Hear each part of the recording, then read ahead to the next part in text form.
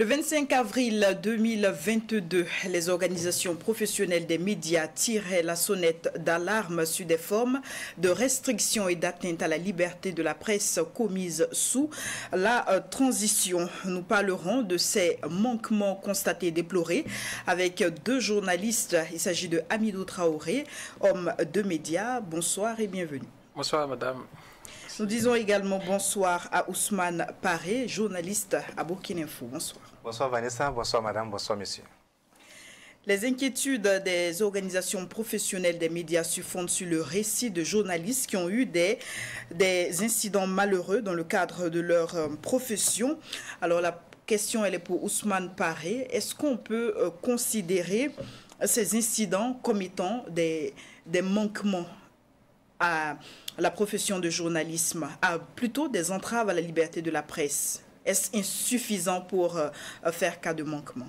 C'est vrai que ça peut paraître un peu prématuré, mais je crois que il vaut toujours mieux attirer l'attention pendant qu'il est temps, au lieu d'attendre justement qu'il y ait des incidents majeurs, en tout cas plus que ce qu'on a vécu, avant de réagir. Parce que même déjà ce qu'on a vécu, c'est pas à négliger. Voilà, surtout le fait qu'ils aient rapporté, je crois qu'il y a beaucoup de confrères qui l'ont dit, ils sont venus armés donc pour demander, exiger, voilà, de ne pas filmer. Et puis après, on veut s'assurer justement que les images ont été supprimées.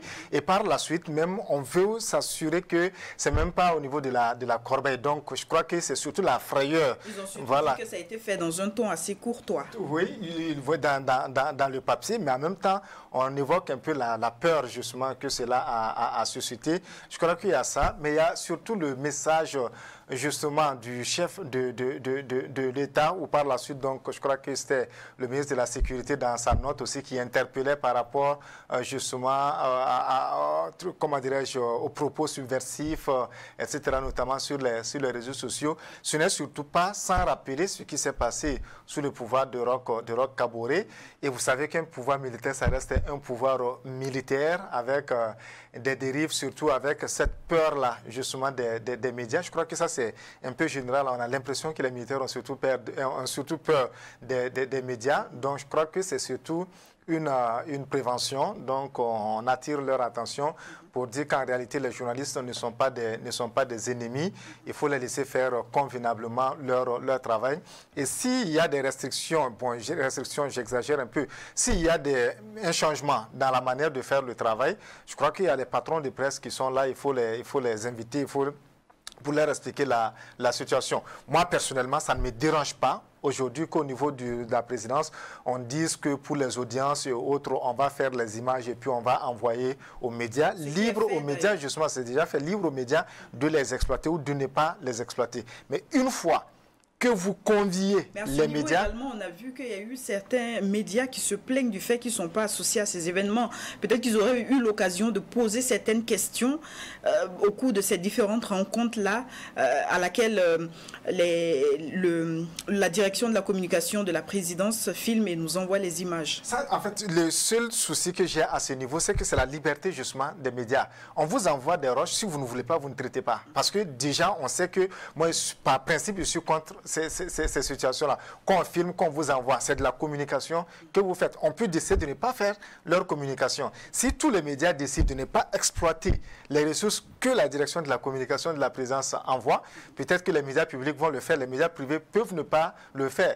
Et s'ils se rendent compte que la communication, les messages, ça ne porte pas, ils seront obligés de changer de stratégie, de permettre justement aux journalistes et de poser convenablement leurs questions. Je disais, pour moi, ça ne me dérange pas du tout, parce qu'on a cette possibilité à un certain moment. Les éléments qui ne nous conviennent pas, on ne les exploite pas. Une audience, pour moi, ce n'est pas quelque chose d'indispensable. Mais une fois que vous conviez justement les journalistes à votre activité, vous leur dites de venir, vous ne pouvez pas justement en ce moment les empêcher de faire le travail comme il se doit. Vous ne pouvez pas supprimer des images. Moi, je le dis à chaque fois à la rédaction, si vous partez quelque part en tant que journaliste, moi je t'ai envoyé, ce sont des images que je veux. Tu vas, quel que soit, lui, peut-être son patron aussi lui a dit, pas d'image. Chacun fait son travail. S'il va te frapper, il n'a qu'à te frapper. Et puis ça va se terminer au niveau de la justice. Il n'en a pas du tout le droit. Moi, on m'a envoyé pour venir faire des images. tant que je n'enfreins à aucune règle, je fais correctement mes images. Vous n'avez pas le droit de supprimer mes images. Si vous insistez, ben peut-être qu'on va aller poser plainte et on verra comment est-ce que les choses vont se régler. Maintenant, si vous ne voulez pas que les gens ne filment, si vous ne voulez pas que les gens filment, ne les conviez pas. Alors, Hamidou Traoré, est-ce que vous avez la même perception? La transition voit les médias comme une menace plus qu'un allié? Ah oui, je pense que c'est le signal très fort que le régime actuel nous donne. M. Paré a soulevé, a donné un certain nombre, comment on appelle, d'éléments qui étaient sur là. Voilà. Et je pourrais même dire aussi que j'ai l'impression aussi que c'est, comment on appelle, c'est des balles d'essai qu'ils lancent comme ça pour voir comment est-ce que nous allons réagir. Mais je pense que les organisations professionnelles ont très bien fait de réagir en produisant un communiqué pour tirer la sonnette d'alarme en mettant en garde le régime actuel. Surtout que, et moi ce qui me désole un peu, c'est qu'on est dans une sorte de contradiction. Si vous faites un coup d'État, nous sommes dans une situation d'exception. Vous pourrez continuer dans cette situation d'exception. Mais si vous décidez de rétablir la Constitution, ça veut dire que, bon, bien que c'était un régime d'exception, bon, on est un peu, bon, je sais pas, on est encore dans, comment on appelle, dans une situation d'état de droit, puisque c'est la Constitution qui garantit un certain nombre de libertés, y compris la liberté de presse et la liberté d'expression. Donc, partant de là, on ne peut pas se comporter, comme on appelle, de la sorte. Et puis, deuxième chose, la présidence du FASO est un service public. Ce sont l'agent du contribuable, etc., qui font fonctionner la présidence du FASO. Donc, les médias sont au service des populations. La liberté, j'ai l'habitude de dire ça aux journalistes, la liberté de la presse et la liberté d'expression ne sont pas un privilège des journalistes. C'est un outil qu'on donne aux journalistes pour se mettre au service du droit de savoir des citoyens, pour qu'ils sachent ce qu'ils ont délégué pour gérer la République, pour gérer, comment on appelle, la cité. Est-ce qu'ils le gèrent bien ou pas? C'est en cela, les populations, les citoyens peuvent savoir comment fonctionne leur société. Mais si un régime vient et commence à dire « moi je ne dois pas être filmé », bon, en ce moment, il fallait rester chez toi. Là, c'est un lieu privé. Personne ne viendra, aucun journaliste ne va chercher à aller, comment on appelle, te filmer. Je pense que c'est à cause du push même que le visage, beaucoup de Burkinabés ont connu, comment on appelle, le visage de M. Damiba. Sinon, personne n'allait, comment on appelle, le chercher où il est. Donc, moi, je pense que les organisations de médias ont très bien fait. Surtout que, regardez tout dernièrement, il y a eu une action de l'armée quelque part. Et que, bon, je n'ai pas envie d'utiliser le mot massacre, mais bon, d'aucuns l'utilisent. Hein. Et bon, on a l'impression que c'est ce comportement-là qu'on veut faire et qu'on ne voulait pas que les journalistes, comme on appelle, en parlent. Nous sommes au service, vraiment, aussi nous sommes au service des services publics d'information, des publics. Voilà. Donc, si l'armée ne joue pas, comme on appelle, pleinement son rôle, comme on appelle, il faut les dénoncer. Et puis, il y a souvent les gens pensent que les journalistes sont des, comme on appelle, des pyromanes. Nous sommes dans le même pays. Si le Burkina, comme on appelle, se porte bien, et d'ailleurs c'est ce que nous cherchons, nous interpellons, nous tirons la sonnette d'alarme pour que la société se porte très bien. Je pense que ce n'est pas dans un esprit où que, comme on appelle, un incendie se déclenche au Burkina. Voilà, je ne pense pas que nous-mêmes ça va nous arranger. Alors on a vu que le Fonds d'appui à la presse privée a ouvert les subventions du côté des médias. Peut-être qu'on peut considérer cela comme un gage de bonne foi. Oui, non, ça existe il y a longtemps, même s'il y a un débat autour donc, du financement des médias. Mais en même temps, je pense qu'il y a un élément fondamental que les gens ne comprennent pas par rapport aux médias. Et là, j'interpelle surtout les journalistes que nous sommes. Et aussi le ministère de la Communication à tous les niveaux. Parce que vous vous rendez compte, moi, je l'ai vécu surtout sous le régime Kaboré et encore aujourd'hui, que même au sommet de l'État, les gens ne savent absolument rien des médias. Quand on dit l'éducation aux médias, c'est vraiment ça. Les gens ne savent pas. Même des ministres, vous discutez, on ne sait pas à quoi ça sert un média. On ne sait pas c'est qui un journaliste. On ne sait pas c'est quoi son travail. Et c'est dommage parce que les gens font une confusion de genre qui n'arrache absolument pas la société. Avant de répondre à votre question, moi je suis très heureux de voir que, vous en parliez tantôt, l'affaire Perquois, de voir sur les réseaux sociaux, les gens interpeller les médias et faire la comparaison avec ce qui s'est passé au Maroc. Oui, oui. On dit, mais pourquoi les médias ne se mobilisent pas? Et il dit, maintenant, vous savez qu'il y a des médias qui existent. Mais la question qu'on ne se pose pas, combien de médias peuvent déployer des journalistes sur le terrain, à leurs propres frais?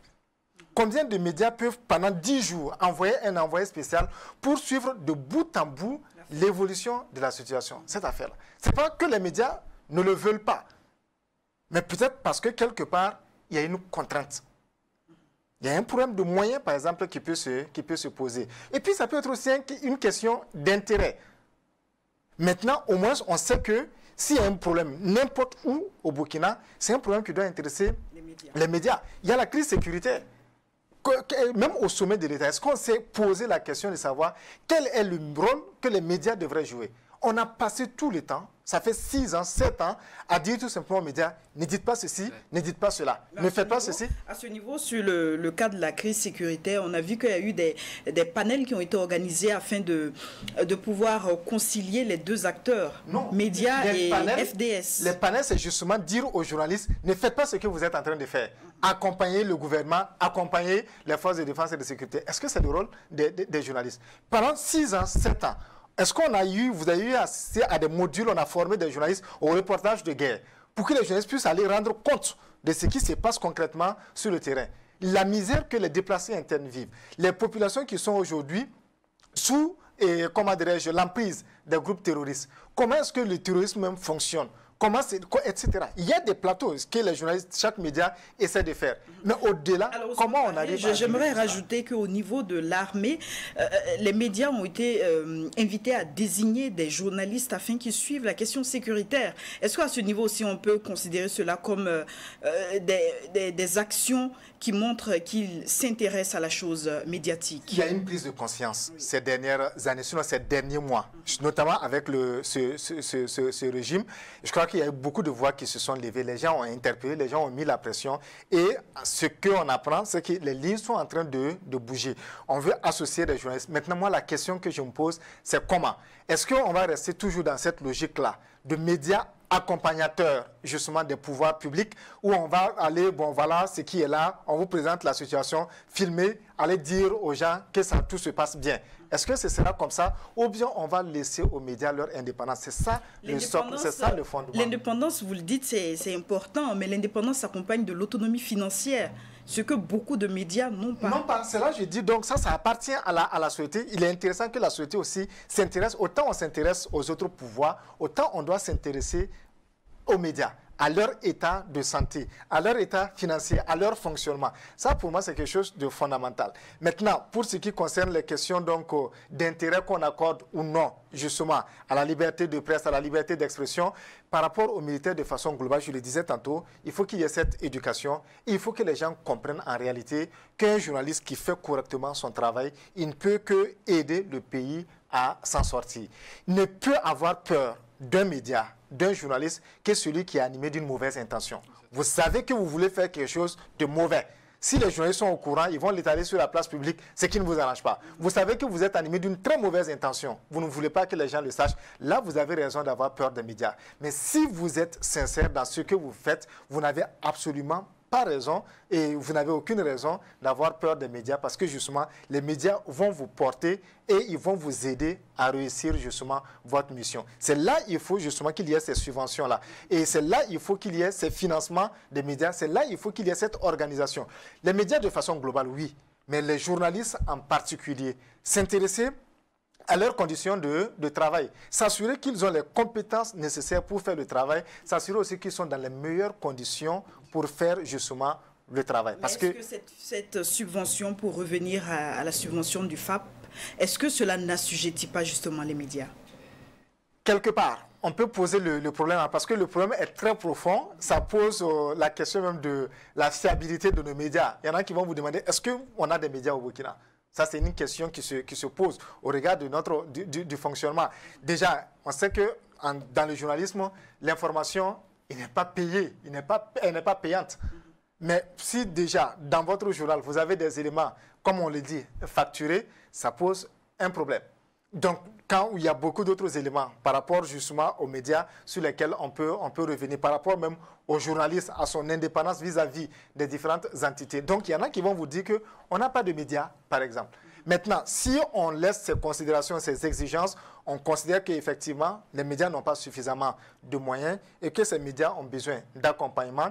Oui, on peut prendre l'accompagnement et afficher aussi son indépendance.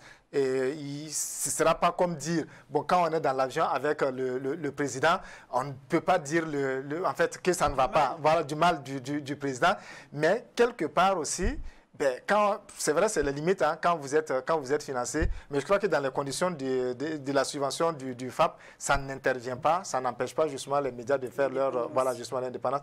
Mais encore une fois, je vous rejoins pour dire que si les médias veulent faire correctement leur travail, il faut qu'ils travaillent à être indépendants vis-à-vis de tous les pouvoirs. Parce qu'il y a un aspect qu'on ne le dit pas, il y a les pouvoirs économiques qui sont beaucoup plus pressants, plus puissants que les pouvoirs publics.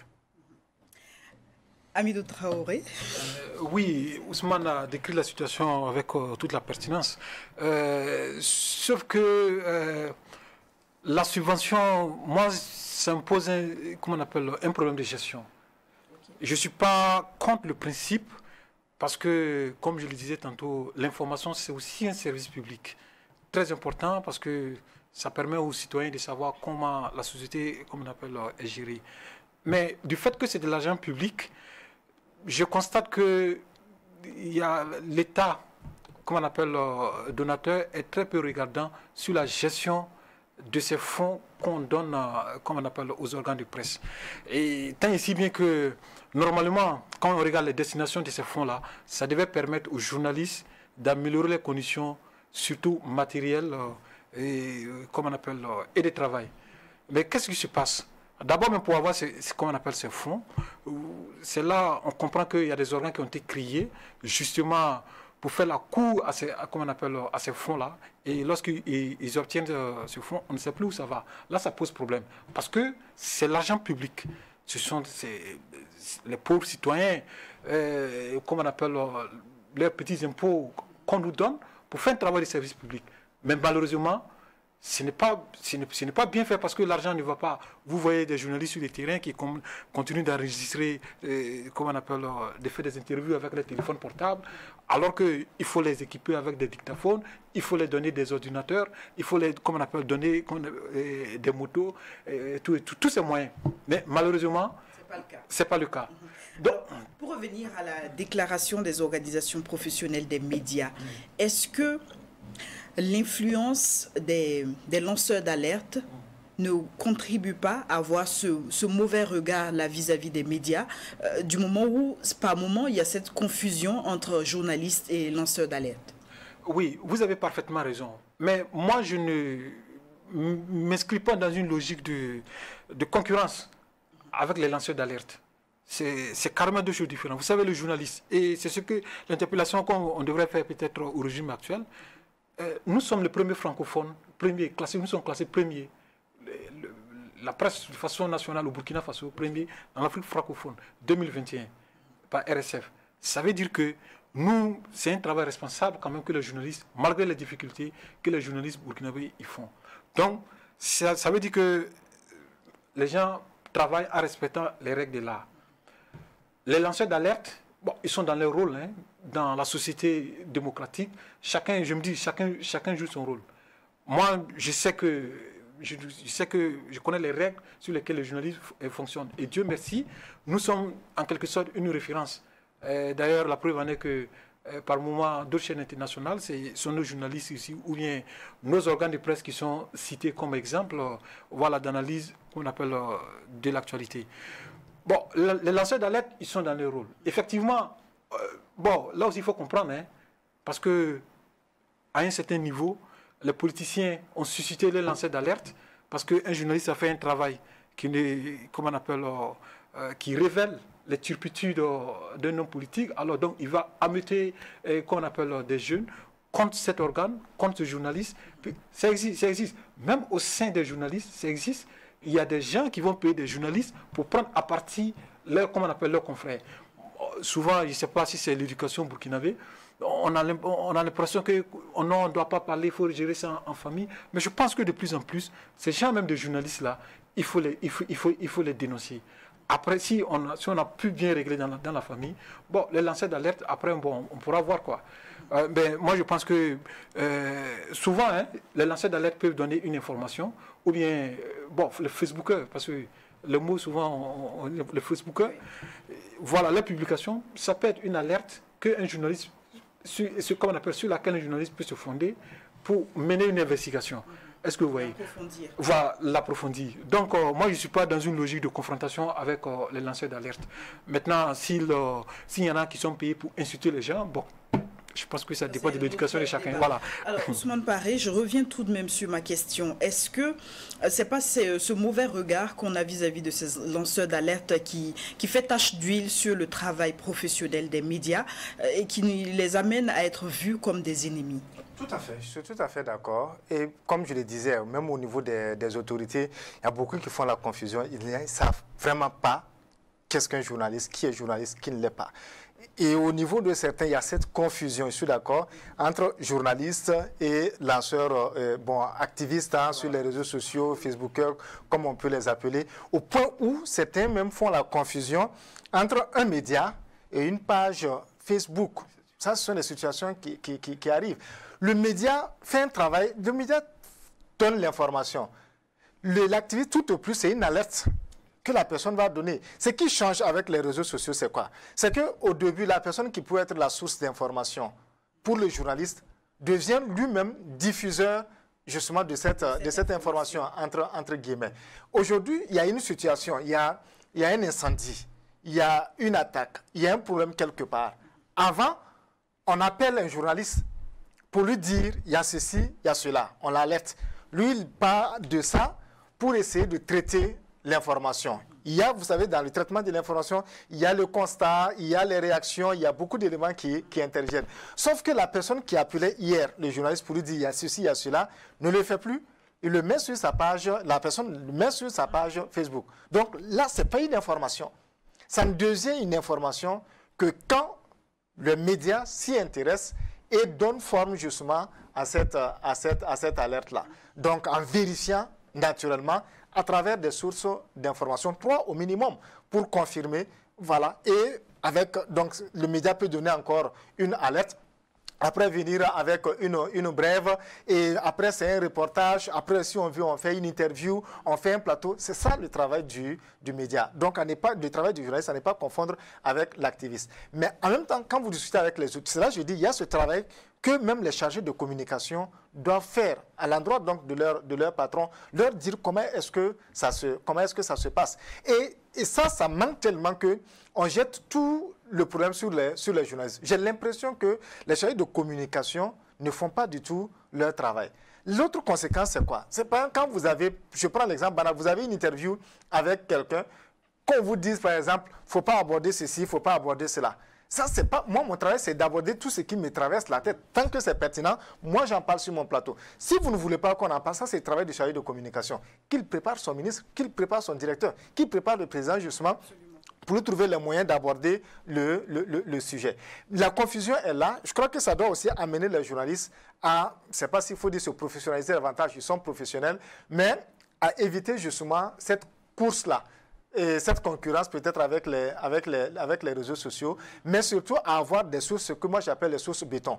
Moi, je n'ai absolument rien contre le fait qu'on cherche à être le premier à diffuser une information. J'ai absolument rien contre. Mais je veux que quand vous voulez le faire, que vous ayez un carnet d'adresses très bien fourni.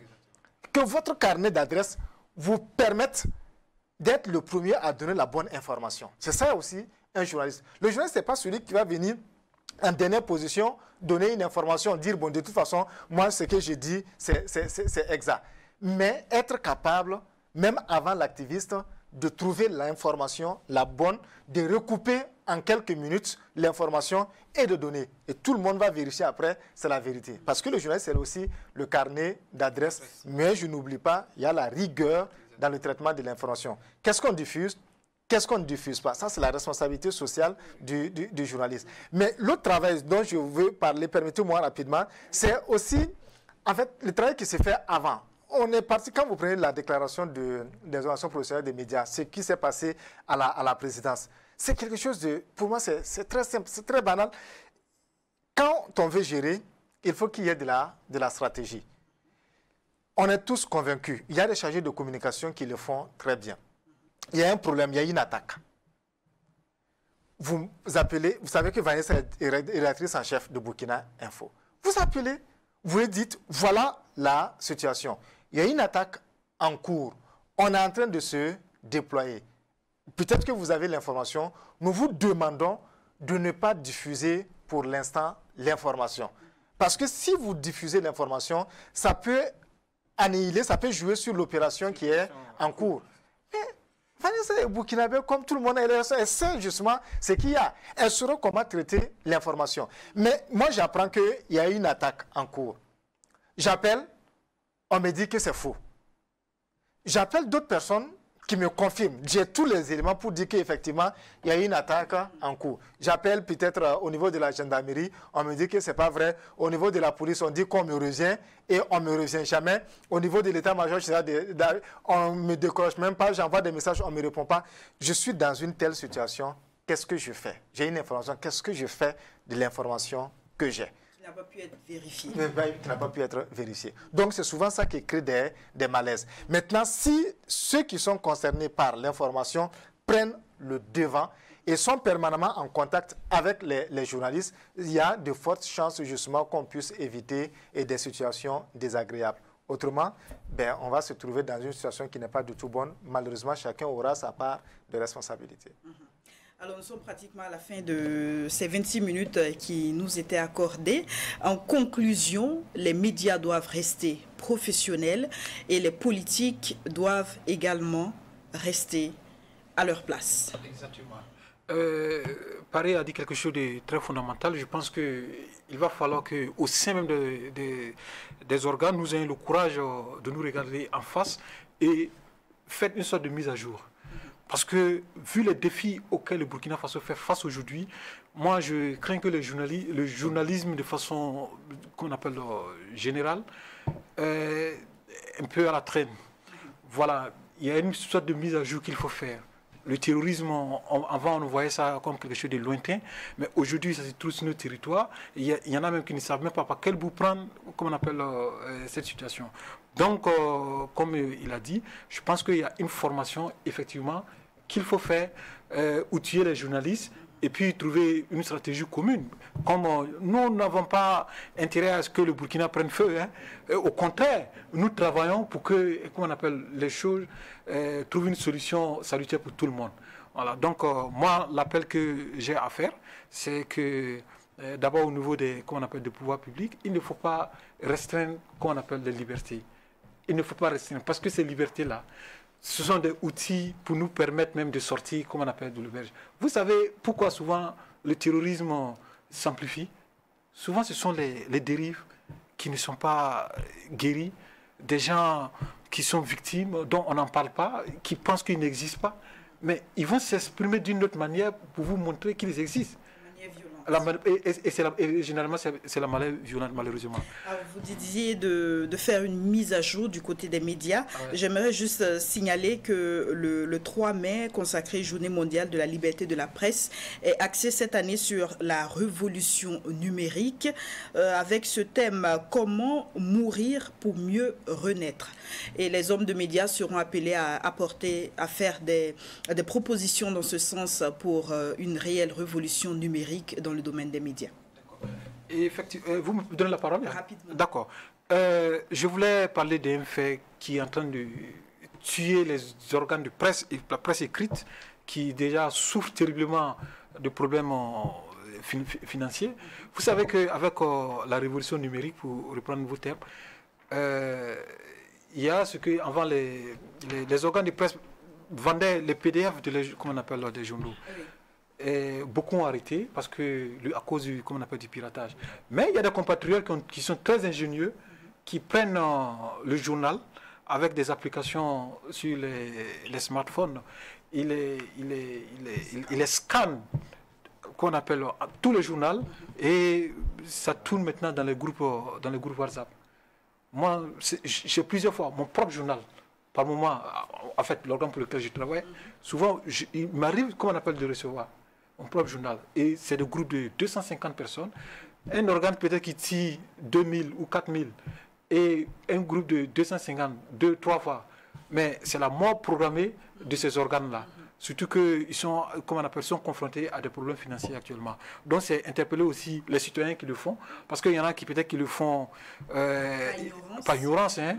Voilà, je me dis, s'ils peuvent arrêter, je crois que le journal, généralement, le journal d'investigation, c'est 500 francs, les autres, c'est 300 francs. Donc, bon, c'est pas quand même la mer à boire. Il faut comprendre, excusez-moi, hein, il faut comprendre, le travail du journaliste, c'est un travail très, très difficile. Oui. Parce que quand vous avez un sujet, c'est comment on appelle, c'est des nuits blanches, ce sont des, comment on appelle, beaucoup, il faut appeler, il faut faire beaucoup de tout, avec tous les risques. Beaucoup d'investissements financiers et physiques. Tout, voilà, physiques. Oui. Et à la fin, vous retrouvez comment on appelle, votre journal dans les groupes WhatsApp. Vraiment, c'est très frustrant. Merci Hamidou Traoré, aussi merci à Ousmane Paré pour vos différentes analyses. Nous poursuivons cette émission avec la rubrique « Ils ont dit ».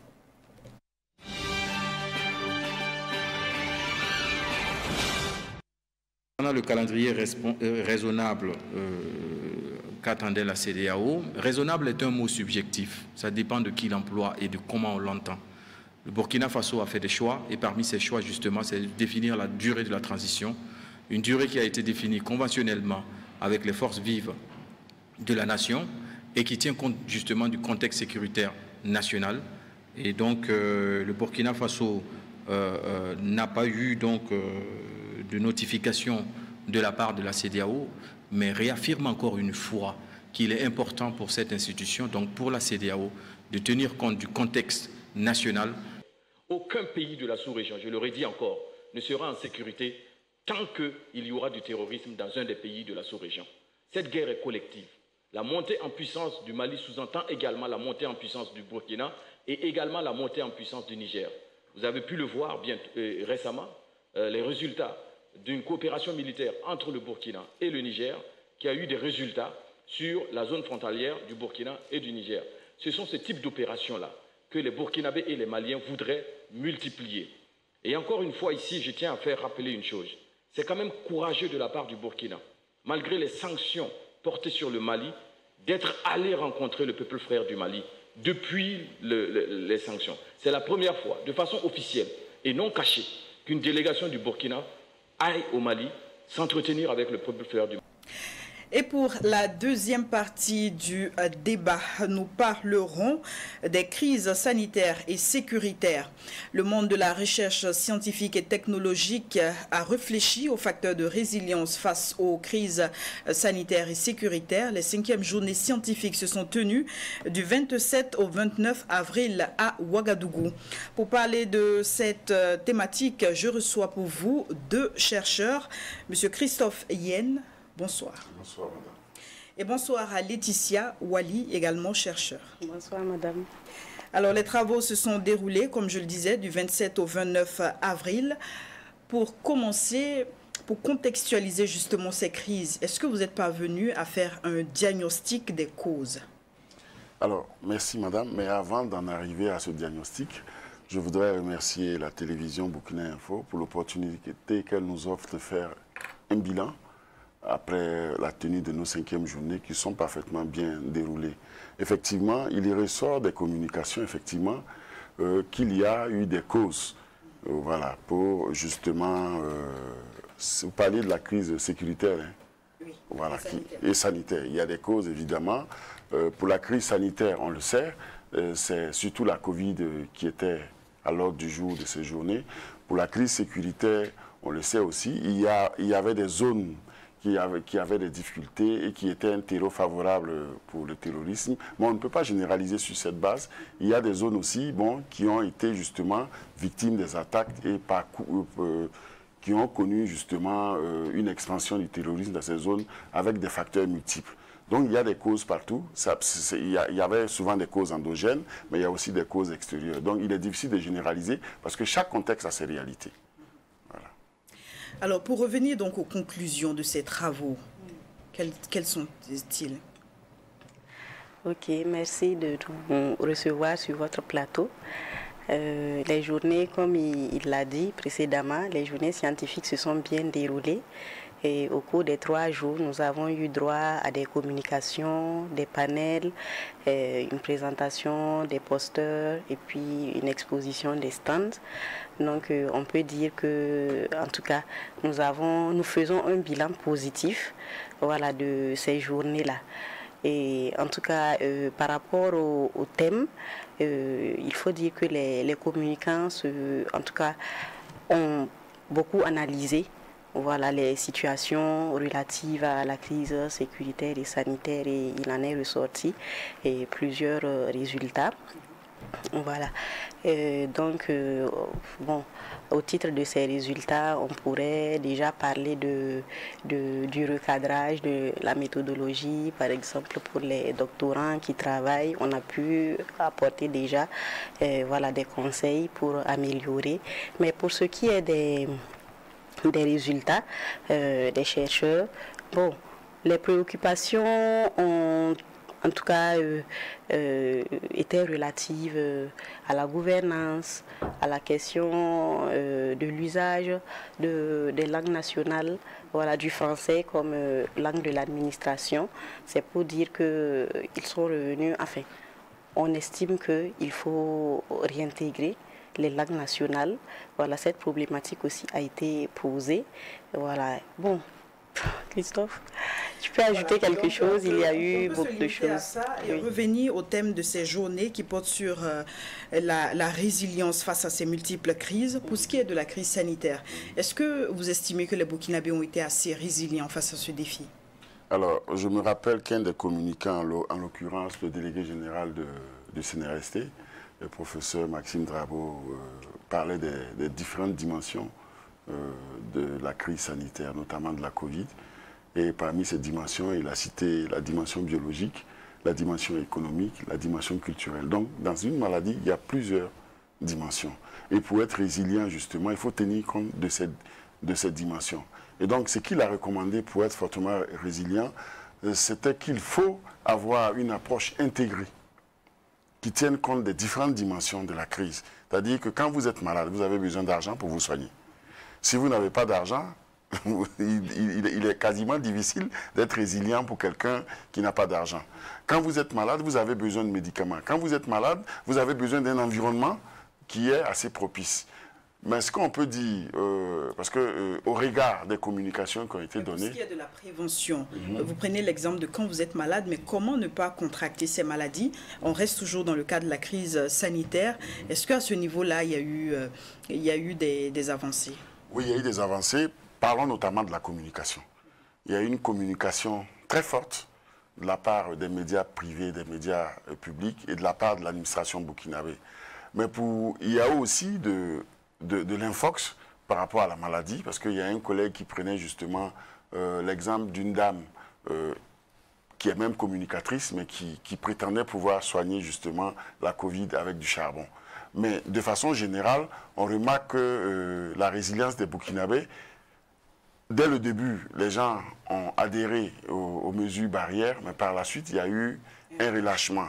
Et je ne suis pas du corps médical, mais je pourrais me permettre de regarder les chiffres et le nombre de personnes vaccinées au Burkina. Quand même, on sait qu'il y a eu une grande incitation, par exemple, pour que les gens se vaccinent. On est très peu vaccinés. Alors que la résilience commence par les facteurs de prévention dont vous parlez. Voilà. Donc, il faut encore renforcer, parce qu'aujourd'hui, beaucoup de gens baissent la garde. Alors que l'actualité nous enseigne que, par exemple, en Chine, il y a encore des confinements. Donc, il ne s'agit pas de baisser la garde. Je pourrais dire qu'on est résilient, mais on n'est pas suffisamment résilient. Parce qu'une crise d'une certaine ampleur va impacter beaucoup notre économie et va impacter beaucoup notre développement. Donc, il faut encore sensibiliser les gens. Et je me rappelle qu'une équipe qui fait des recherches sur la manière de communiquer avait suggéré justement qu'il fallait revoir la communication en fonction des contextes. Nous, par exemple, j'ai fait une zone qui était la zone de Pau. Dans ce village, il n'y a pas eu de cas de Covid. Et donc, quand vous parlez de mesures barrières à des gens dans une localité qui n'ont jamais connu de Covid, pour eux, c'est comme si vous parlez de quelque chose qui sort, qui est extraordinaire. Au-delà de la sensibilisation, est-ce que ça ne va pas plus loin que ça? Est-ce que ce n'est pas une question même de culture à la citoyenneté, ou devrais-je dire au respect des normes édictées? Parce qu'à ce niveau, la question elle est pour Madame Walil. À ce niveau, on voit que l'incivisme a pris véritablement du terrain au niveau de notre société. Est-ce que dans ce contexte-ci-là, est-ce qu'on peut être résilient face à une telle situation? Je crois que pour ce qui est de la Covid, bon, il faut dire qu'au départ aussi, il faut reconnaître que bon, certains pensaient entre-temps que ce n'est pas une véritable maladie, voilà, c'était une question de politique. Et bon, quand ce n'était pas ça, il liait ça à un simple rhume. Bon, donc ça peut expliquer un peu, voilà, ce relâchement-là.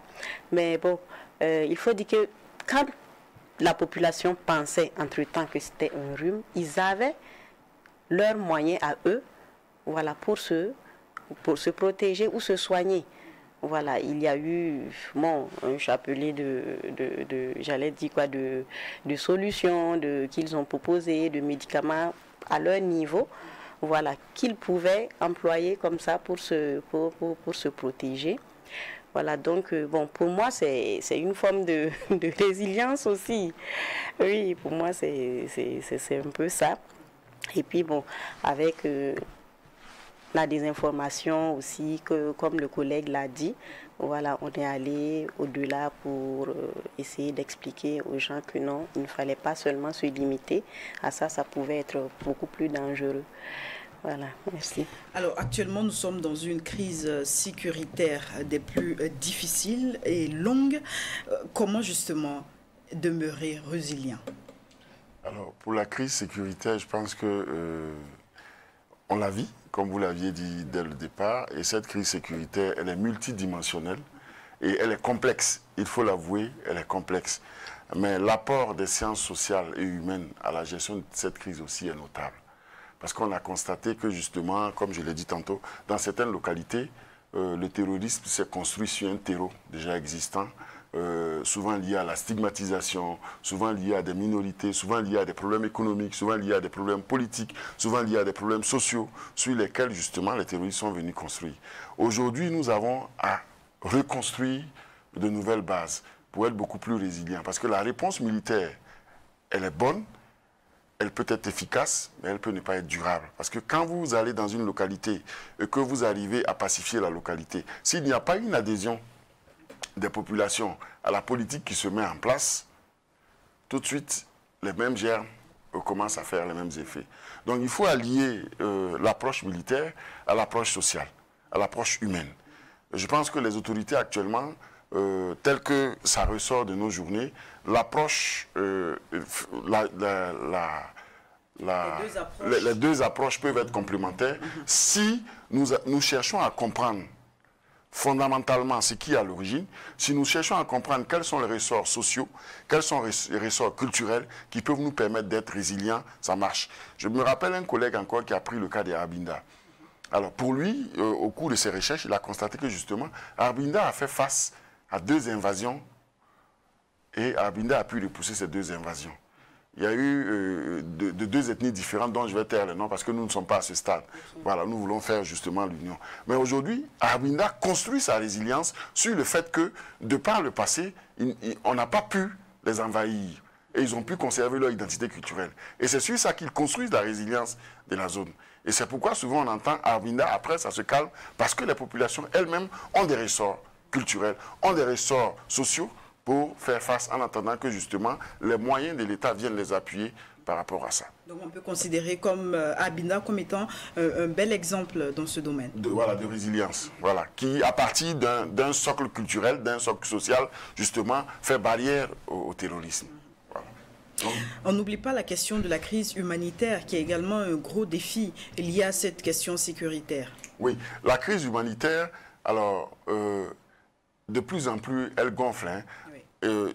Entre justement 2017 et 2020, le nombre de déplacés internes a triplé. L'année passée, en 2021, on était à 1 100 000 et quelqu'un. Aujourd'hui, on a 1 800 000 déplacés. Donc, c'est une crise humanitaire majeure. Et à cette crise humanitaire majeure va se greffer bientôt, selon les données dont nous disposons, une crise alimentaire. Oui. Parce que les populations, justement, du fait des déplacements et du fait des attaques massives des terroristes, n'arrivent pas à, justement, à cultiver, à pratiquer les activités d'agriculture normales, à faire la transhumance comme il se faut. Les couloirs des transhumances sont devenus un peu plus bloqués. Et ce qui fait que, justement, les populations qui, pour fuir, justement, cette crise sécuritaire, se retrouvent dans des zones où ils sont amenés à vivre au quotidien avec des terroristes.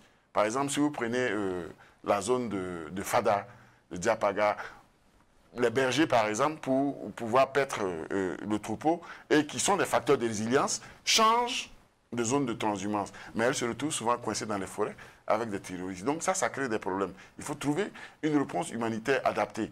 Et comme je l'ai dit, les sciences humaines et sociales n'ont pas pour vocation de donner des solutions miracles, mais nous, on indique des pistes de solutions pour que la réflexion se mène ensemble et qu'elle tienne compte des différentes dimensions de nos sociétés pour trouver justement les solutions idoines pour qu'on puisse arriver à cela. Mais la crise humanitaire, elle est forte et moi, j'ai fait aussi une communication sur justement les femmes et les filles dans la crise. Et vous constatez que même avant la crise... Ce sont les premières victimes. Exactement. Oui. Donc avant la crise, les femmes même, du point de vue de l'alphabétisation, étaient les plus touchées. Mais aujourd'hui, avec la crise, il n'y a pas de programme pratiquement pour les femmes. Les filles, il y en a eu.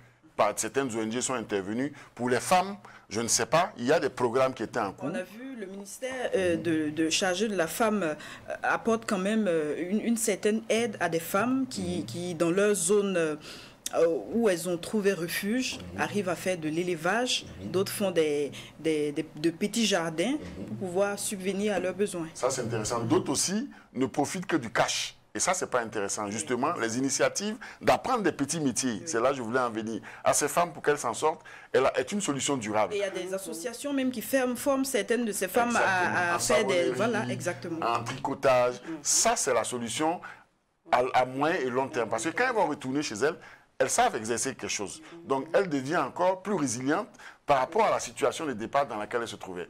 Donc, c'est des solutions comme ça qu'il faut envisager en formant les femmes, en formant les filles, parce qu'elles sont les plus touchées. Parce que de façon générale, quand vous allez dans les camps, vous ne trouvez pas assez d'hommes.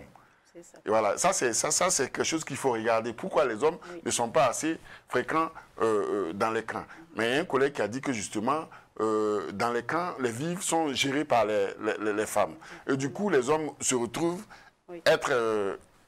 enfin, je m'excuse de le dire, mais c'est du ils sont un peu phallocrates de trouver que justement c'est la femme qui gère le ménage. Donc il y a des frustrations. Peut-être que certains sont enrôlés comme VDP. Exact. Ou d'autres encore, de l'autre côté, on ne sait pas. Mais c'est des questions qu'il faut investiguer pour regarder de plus près qu'est-ce qu'il y a derrière tout ça. Ça peut nous permettre de juguler un peu cette crise-là. Alors, je reviens à Laetitia Wali. Est-ce que vous estimez que la politique mise en place par le gouvernement peut permettre de gérer cette crise sécuritaire-là? Bon, oui, je pense que le gouvernement fait de son mieux pour juguler cette crise-là, mais bon, ce n'est pas ça. Je pense que seuls ils ne pourront pas, comme le collègue l'a dit. Il y a beaucoup de paramètres à prendre en compte. Il faut que on sensibilise les populations elles-mêmes. Il faut qu'elles contribuent. Voilà, il faut qu'elles comprennent et qu'elles contribuent. Elles apportent aussi, voilà, leur part de contribution.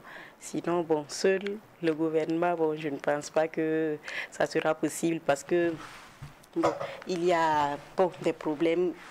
Le problème de l'ethnicisme s'est posé au cours dans les débats et tout, c'est ressorti. Voilà, il y a la vulnérabilité des femmes. Voilà, il y a des couches sociales qui sont plus touchées que d'autres. Donc, il faut composer avec toutes ces catégories de personnes et tenir compte de... Bon, régler peut-être les cas de façon spécifique. Voilà, donc pour qu'on y arrive, le gouvernement doit vraiment composer avec les gens à la base voilà, discuter pour voilà, trouver une solution idoine. Alors, elle a évoqué un point important, le problème de l'ethnicisme. On n'en parle pas beaucoup, on a souvent l'impression qu'il y a une sorte de tabou autour. Tout le monde a peur d'en parler. Il y a la question religieuse aussi, qui est un véritable problème. Oui, je pense que ces questions ont été abordées. Vous savez, les chercheurs, pour des questions qui touchent la société, on les aborde. Ces questions ont été abordées et je pense que quelqu'un disait... avec franchise. Avec franchise au cours de ces journées, qu'on accuse à tort les Peuls, alors que tous les Peuls ne sont pas terroristes et tous les terroristes ne sont pas des Peuls. Ça, c'est une réalité absolue. Donc, en fait, il ne s'agit pas aujourd'hui de stigmatiser une communauté, parce que justement, ceux qui sont stigmatisés, on peut entraîner encore des regains de stigmatisation et de violence. Donc, il s'agit d'avoir un discours adapté en disant que c'est vrai, il y a certaines ethnies qui, du fait de leur position ou de certaines réalités, ont été enrôlés dans la crise, mais qu'il faut trouver les ressorts. Et ça, c'est le dialogue qui peut permettre de trouver les ressorts. C'est la communication qui peut permettre de trouver les ressorts. Et justement, les hommes de médias ont été interpellés par rapport à ces crises sanitaires et sécuritaires. Aujourd'hui, les médias ont un rôle... Les hommes de médias jouent leur rôle déjà. Ils jouent leur rôle, mais ils ont à continuer à jouer ce rôle-là au quotidien. Parce que la communication, elle est très importante. Voilà. Donc, quand vous faites de la recherche, il faut communiquer. Mais les hommes de médias, comme vous nous offrez ce plateau aujourd'hui, nous permettent justement d'exprimer un certain nombre de réalités, d'attirer l'attention du décideur, d'attirer l'attention des populations pour qu'ensemble, on trouve les ressorts qui nous permettent justement de faire face à ça. Parce que le vivre ensemble, il est très important au Burkina Faso. Et nous avons besoin de vivre ensemble, nous avons besoin de paix pour construire cette nation-là, qui est chère à tout le monde. Alors, vous le dites si bien, comment justement ressouder ces liens qui semblent ont été rompus. Alors, bon, ma collègue veut parler. Bon. La question de la justice aussi a été abordée au cours de ces journées. Bon, on parle de justice, mais certains, les communicants qui ont abordé la question aussi, pensent qu'il faut... on parle souvent d'intermédiaires. Quelqu'un doit venir et puis essayer d'asseoir les communautés et puis essayer de discuter. Mais on estime que ça, ce n'est pas vraiment la solution parce qu'il faut que ça parte même des communautés. Il faut que ça vienne d'eux parce que s'ils se décident ensemble à s'asseoir et puis à trouver un terrain d'entente, là, chacun repart apaisé et puis on peut être sûr que on va vers une paix durable. Mais s'il y a forcément un intermédiaire, on peut penser que c'est grâce à lui, c'est à cause de lui que bon, moi je laisse tomber. Bon, ce n'est pas vraiment sincère. Peut-être que ça peut encore dégénérer. Donc, ce qu'on souhaiterait, c'est que vraiment les populations elles-mêmes puissent un jour se décider à s'asseoir, voilà, et puis dialoguer. Là, franchement, quand ils repartent, l'initiative vient de ces populations, de ces communautés. Et puis voilà, on estime que de là peut partir voilà, une paix durable. Pour compléter un peu ce qu'elle dit, il faut un dialogue sincère. Parce que le cas de Tiou est revenu dans les communications. Il y a eu dialogue à Tiou dès le départ, mais ce dialogue n'était pas sincère parce que certains cherchaient à gagner du temps. Et visiblement, aujourd'hui, Tiou s'est vidé de ses populations justement parce que le dialogue n'est pas sincère. Il faut que le dialogue soit sincère. Il faut qu'on pose les vrais problèmes pour trouver les vraies solutions. Mais s'il y a des acteurs ou un des acteurs qui n'est pas très franc dans le dialogue, ça va toujours poser un problème. Voilà. Parce que si on dialogue pour gagner du temps ou si on dialogue par stratégie, ça pose problème. Il faut un dialogue sincère entre les différentes parties. Et ça, c'est fondamental. Il faut un dialogue communautaire, mais un dialogue sincère. Voilà. Quand vous parlez de dialogue, cela nous ramène à cette proposition du gouvernement qui veut entamer des dialogues avec ceux qui veulent déposer les armes et revenir. Vous êtes sans doute d'accord avec cette proposition? Oui, c'est une approche qu'il ne faut pas négliger. C'est une approche qu'il ne faut pas négliger parce que ça s'est vu ailleurs et ça s'est vu même chez nous. Il y a certains qui reviennent à la réalité, il y a d'autres qui renoncent justement à ces actes-là pour revenir. Maintenant, est-ce qu'on revient? Quand on revient, qu'est-ce qu'on fait? C'est ça la solution. J'ai déposé les armes comment on m'intègre dans le tissu économique, dans le tissu social. Ce sont ces questions qu'il faut résoudre. Parce qu'on l'a vu dans d'autres pays, des gens ont déposé les armes, ils les ont repris après, parce que justement, ce qui avait été promis dès le départ n'a pas été pris en compte. Donc, c'est pourquoi je parlais de dialogue sincère. Si le dialogue dès le départ c'est sincère, on vous dit, vous déposez les armes, vous avez droit à une formation et un métier, vous avez droit à une réinsertion pour telle chose, il faut tenir les promesses. Et quand les promesses sont tenues, justement, ça peut permettre à d'autres personnes qui hésitaient de toujours déposer les armes. Et ça réduit justement les risques de tuer des compatriotes qui sont aussi utiles pour le développement. Donc on ramène des gens à la raison, ils déposent des armes et ils deviennent des acteurs de développement. Ça c'est intéressant. Mais il faut que ce dialogue-là soit sincère de part et d'autre. Il faut que les promesses soient tenues de part et d'autre. C'est important. On espère que les résultats de ces travaux ne vont pas rester juste à votre niveau. Non. De façon générale, nous faisons des policy briefs, des résumés. D'ailleurs, les décideurs ont été invités à ces journées scientifiques. Nous produisons des résultats et c'est notre devoir de le produire parce que nous sommes payés pour ça. Nous produisons des connaissances au service du développement de la nation. Il appartient aux Burkinabés, il appartient aux décideurs d'en tenir compte pour notre développement. Mais ce qu'on a remarqué, c'est sorti pendant les journées, il y a un hiatus entre la recherche et le politique. Voilà. Ce qui intéresse, ce que disent les chercheurs ne coïncide pas forcément avec ce que veulent les politiciens. Alors que nous partons d'évidences scientifiques. Et ces évidences scientifiques doivent être mises à contribution. Parce que le discours politique, ce n'est pas le discours scientifique. Voilà. Donc, nous invitons les politiques à tenir compte de justement ce qui est fait dans le domaine scientifique, quel que soit le domaine, pour pouvoir impulser justement pas mal de secteurs et pas mal de domaines. Voilà. Est-ce qu'ils ne considèrent pas que vos propositions sont peut-être irréelles? Non? Non, pas irréel, parce que, par exemple, quand on prend les sciences humaines ou sociales, je prends un exemple. Vous produisez, par exemple, du maïs dans une localité. Et puis, vous vous dites, mais en produisant ce maïs, les gens vont le consommer. Et à votre grande surprise, ce maïs n'est pas consommé. Mais le politique se pose peut-être pas la question, nous nous posons la question. Est-ce que la production de ce maïs tient compte du contexte culturel? Est-ce qu'il tient compte du contexte alimentaire local? Est-ce que les facteurs de production tiennent compte justement de l'environnement des consommateurs? Voilà. Donc, c'est juste pour vous dire que nos résultats de recherche tiennent compte de ces réalités. Et donc, on est ancré dans la réalité. Il appartient aux politiques de s'approcher ou de nous convoquer parce que nous sommes à leur disposition pour qu'on mette à leur disposition les résultats que nous avons trouvés. Voilà. Ce que je peux ajouter à cela, c'est que ce qu'il dit est vrai, parce que ce que le chercheur fait, c'est quoi? Nous, on approche les communautés. C'est important de savoir ce dont les gens ont besoin, comment ils veulent que cela se passe. Voilà, nous, on a ces résultats, nous, on propose. Maintenant, bon, si le décideur estime que c'est lui qui a le financement, et voilà ce que nous, on a décidé d'implanter pour ces populations, ça ne va pas marcher.